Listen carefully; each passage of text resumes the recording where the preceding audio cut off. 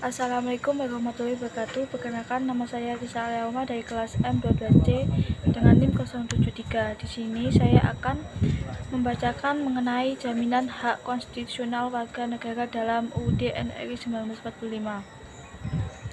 Hak konstitusional atau constitutional right yaitu seperangkat hak bagi warga negara yang disepakati, diatur, dan dijamin pemenuhannya berdasarkan konstitusi negara. Constitutional right dalam UUD 1945: 1. State responsibility. 2. Citizen right. 3. Human right. State responsibility: melindungi segenap bangsa, memajukan kesejahteraan umum, mencerdaskan kehidupan bangsa, ikut melaksanakan ketertiban dunia, serta mewujudkan keadilan sosial bagi seluruh rakyat Indonesia.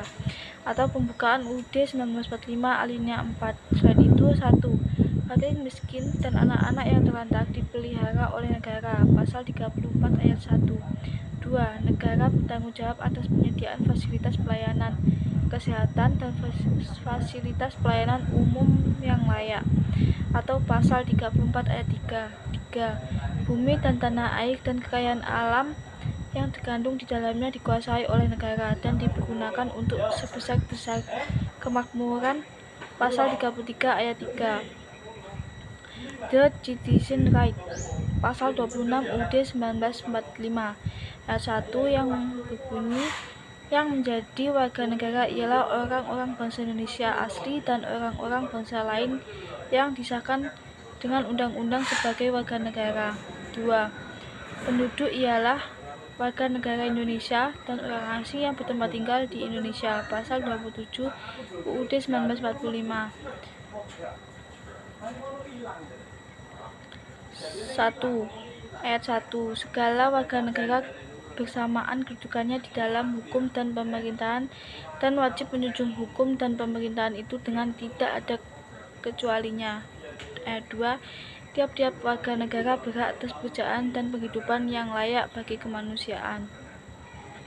Hak asasi manusia, human right, seperangkat hak yang melekat pada hakikat dan keberadaan manusia sebagai makhluk Tuhan yang Maha Esa dan merupakan anugerahnya yang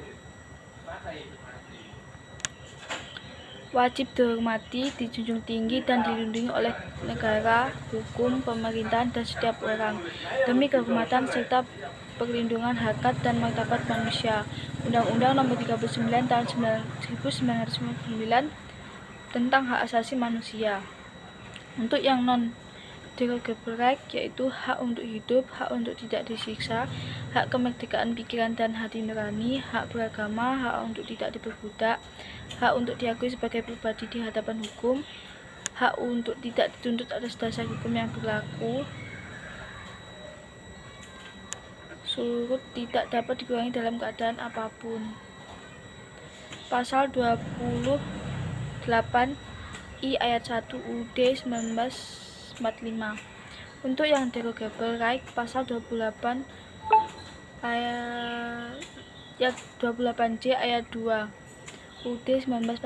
Dalam menjalankan hak dan kewajibannya, setiap orang wajib tunduk kepada pembatasan yang ditetapkan dengan undang-undang semata-mata untuk menjamin pengakuan serta penghormatan atas hak dan kebebasan orang lain, dan untuk memenuhi tuntutan yang adil sesuai dengan pertimbangan moral, nilai-nilai agama, keagamaan, dan ketertiban umum dalam suatu masyarakat yang demokratis. Penegakan hak konstitusional yaitu Mahkamah Konstitusi Republik Indonesia.